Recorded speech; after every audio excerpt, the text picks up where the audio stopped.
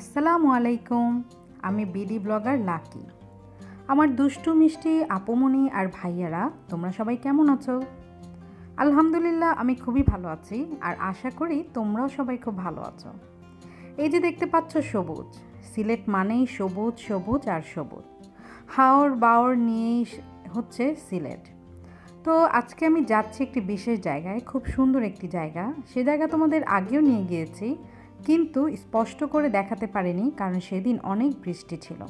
তবে আজকে অবশ্যই তোমাদেরকে দেখাবো, আর তোমরা দেখে বলবে জায়গাটি কেমন।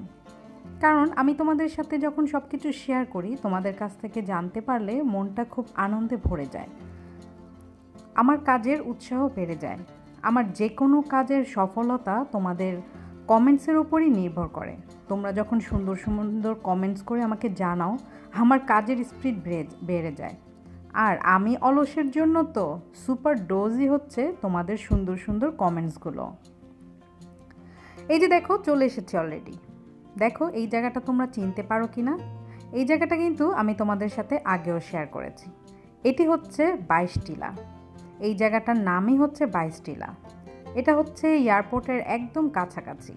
এয়ারপোর্টে যেখানে নাকি প্লেন ল্যান্ড করে, ঠিক ওইটার কাছাকাছি হচ্ছে এটা। খুব সুন্দরই একটা পরিবেশ। তো চলো আমরা ওখানে চলে যাই।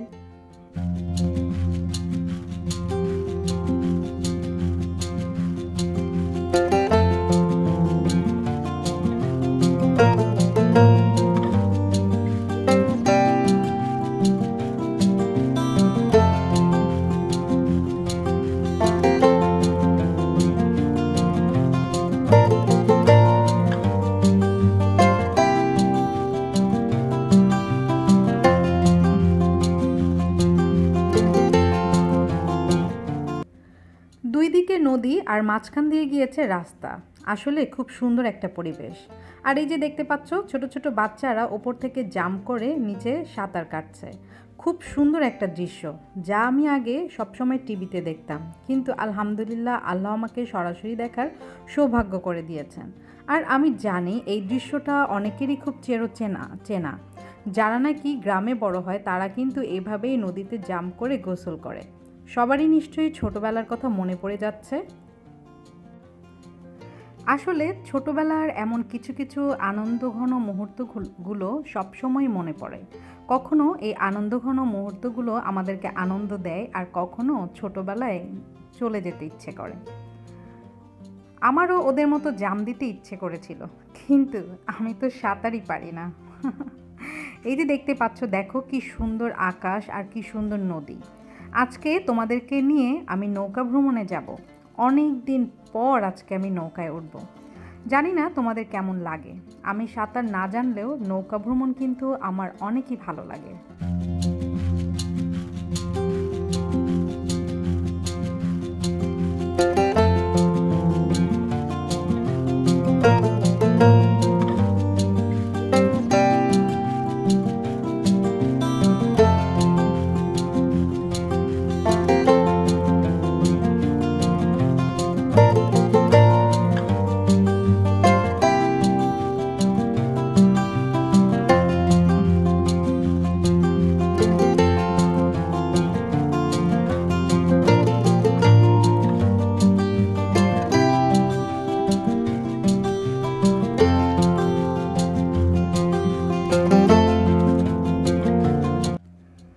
নৌকা ভ্রমণের যাত্রা শুরু। আমরা যাচ্ছি নৌকার দিকে। আর এই যে দেখতে পাচ্ছ, এখানে অনেকগুলো মানুষ, আর এই যে একটা হচ্ছে চায়ের টং। ভেবেছিলাম একটু চা খেয়ে নিই, কিন্তু এখানে আসলে লাল চা পাওয়া যায়, আর লাল চা হচ্ছে বুদ্ধিমানদের খাবার। আমি বোকা, সবসময় দুধ চাটাই খাই, লাল চাটা খেতে আমার ভালো লাগে না। আসলে দেখো জায়গাটা কিন্তু খুব সুন্দর। এখানে অনেক মানুষ আসে। তোমরা যদি চাও তোমরাও এখানে আসতে পারো। যারা নাকি সিলেটে আসো তারা কিন্তু অল্প সময় নিয়ে যদি ঘুরতে চাও, তাহলে দৌড় দিয়ে চলে আসতে পারো এই 22 টিলা। 22 টিলা কিন্তু সিলেট শহর থেকে একদম কাছে। এটা এয়ারপোর্ট থেকে অনেক কাছে। যদি তোমরা কেউ এয়ারপোর্ট থেকে এয়ারপোর্টের আশেপাশে কোনো হোটেলে থাকো, তাহলে তারা অবশ্যই এই 22 টিলা ঘুরে যেতে পারো। খুব সুন্দর শান্ত পরিবেশ, আর নৌকার পরিবেশটা তো কি বলবো, সেটা তোমরা নিজের চোখেই দেখে নিও।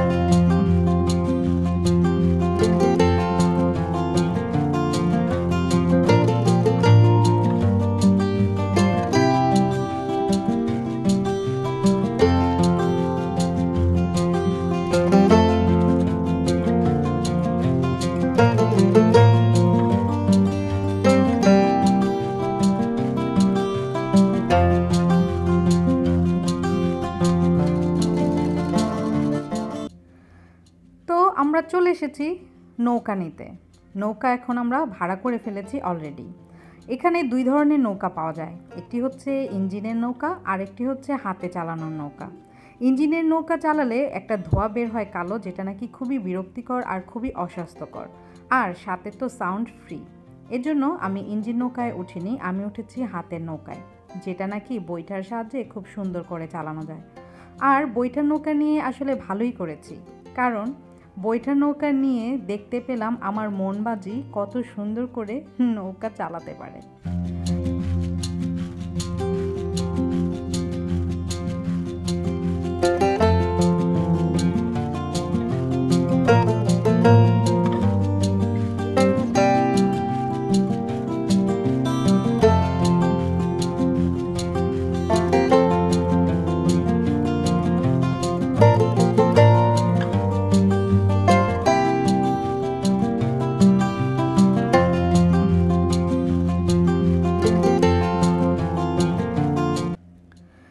নৌকায় ওঠার আগে অবশ্যই নৌকার ভাড়াটা নির্ধারণ করে নিতে হবে।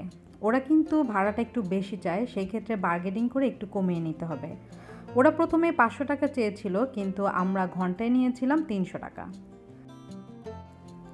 নৌকায় উঠে এমন সাঁতারের দৃশ্য দেখতে পারাটা সত্যি অসাধারণ। আমার কাছে খুবই ভালো লাগে, যদিও আমি সাঁতার কাটিনি কখনো, আর আমি সাঁতার কাটতে পারি না, কিন্তু দেখতে কিন্তু অনেকই ভালো লাগছিল। অনেক দিন পর গিয়ে আমি নৌকায় উঠেছি, অনেক দিন পর। আসলে বাচ্চাদের নিয়ে নৌকায় ওঠার সাহসটা করিনি এতদিন, কিন্তু আমার উনি হঠাৎ করেই নিয়ে গেলেন।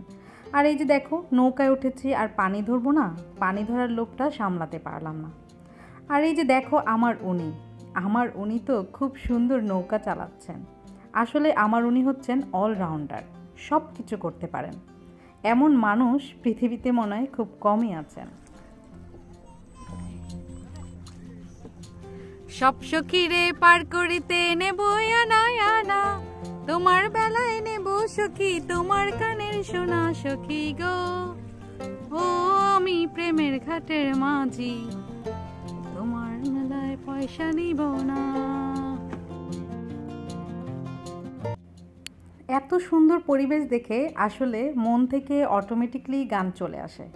আমার উনি তো লজ্জায় গান গাইবে না, তাই ওনার হয়ে আমি গেয়ে দিলাম। আমি জানি ওনার মনে মনে এমনই গান চলছিল, তাই ভাবলাম ওনার হয়ে আমি গেয়ে দিই।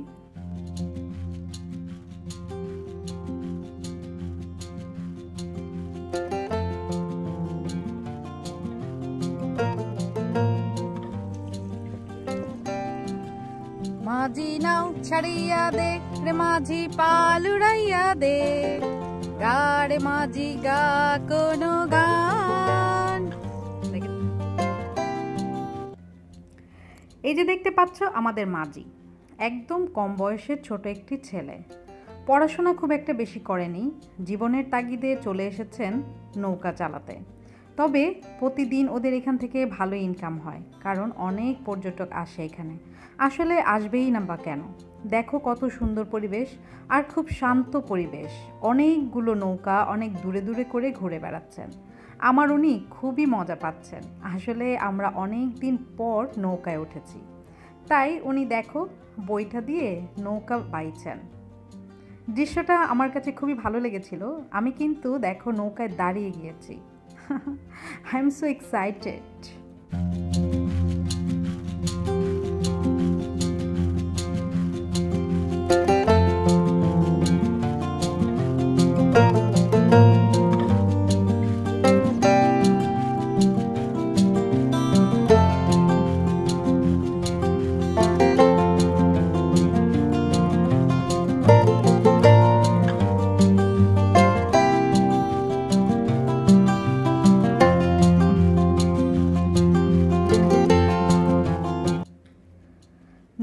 উঠে আমার ছেলে মেয়ে তো অনেক প্রশ্ন, ওইটা কি, সেটা কি, এইটা কেন, সেটা কেন।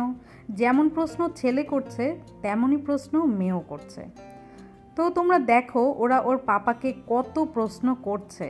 আর সাথে শোনো, নদীর যে একটা সুন্দর যে একটা শব্দ, পানির শব্দ, যেটা নাকি আমি ফিল করেছি, তোমরাও ফিল করতে পারো কি না দেখো এবং শোনো।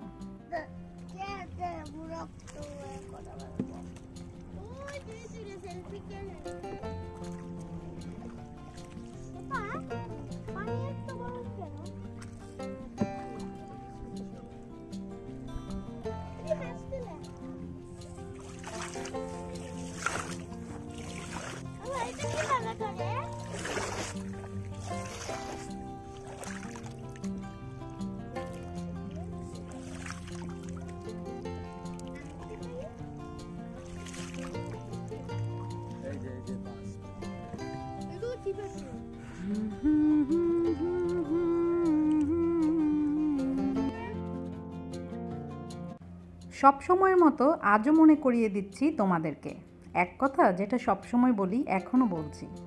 তোমরা যারা নাকি আমার ভিডিওটি নতুন দেখছো তারা অবশ্যই আমার চ্যানেলটি সাবস্ক্রাইব করে বেল আইকনটি ক্লিক করে নেবে, যেন আমি সুন্দর সুন্দর এমন অনেক ভিডিও তোমাদেরকে দিতে পারি। আর যারা নাকি তোমরা আমার ভিডিওগুলো রেগুলার দেখো, লাইক করো, কমেন্টস করো, তাদেরকে তো অসংখ্য ধন্যবাদ। তোমাদের এক একটা কমেন্টস আমার কাছে কিন্তু অনেকই মূল্যবান, শুধু আমার কাছে না, সবার কাছে। তোমরা যারা নাকি কমেন্টস করো তারা অবশ্যই মনে করে একটি করে লাইকও দিয়ে দিবে। তোমাদের লাইক কমেন্টসগুলো আমাদের কাজের স্পিড অনেকটাই বাড়িয়ে দেয়। দেখো আমি লাকি কত স্পিড এখন চলছি, সেটা তো তোমরা তোমাদের নিজের চোখেই দেখতে পাচ্ছ। তোমাদের ভালোবাসা পেয়ে আমি চলছি। এই তো আমার ছেলে, ওরও শখ, ও এখন মাঝি হবে, ও ওর পাপার মতো করে বৈঠা দিয়ে নৌকা বাইবে। নৌকা কিন্তু চলছিল, এই নৌকার মধ্যে থেকেই ও উঠে হাঁটাহাঁটি করছে, এইভাবে বৈঠাটা নিয়ে নৌকা বাইতে চাচ্ছে, মানে ওর দুষ্টুমি সব জায়গায় চলছে। সামান্য বিন্দু পরিমাণ ও কিন্তু ভয় পাচ্ছে না, বরং ও মাঝিকে বলছে ও নৌকার মধ্যে সাঁতার কাটবে। আসলে আমার ছেলেটা খুবই সাহসী।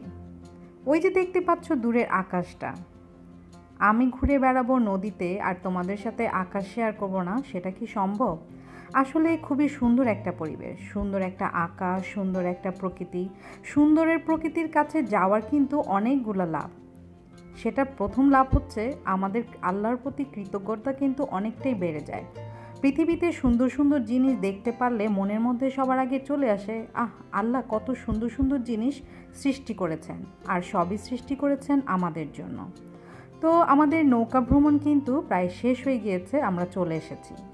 বেশিক্ষণ নৌকায় ঘুরিনি, কারণ ওই সময় প্রায় সন্ধ্যা হয়ে গিয়েছিল, মাগরিবের আজান প্রায় দিয়ে দিয়েছিল। এজন্য এখন আমাদের বাসায় ফেরার পালা।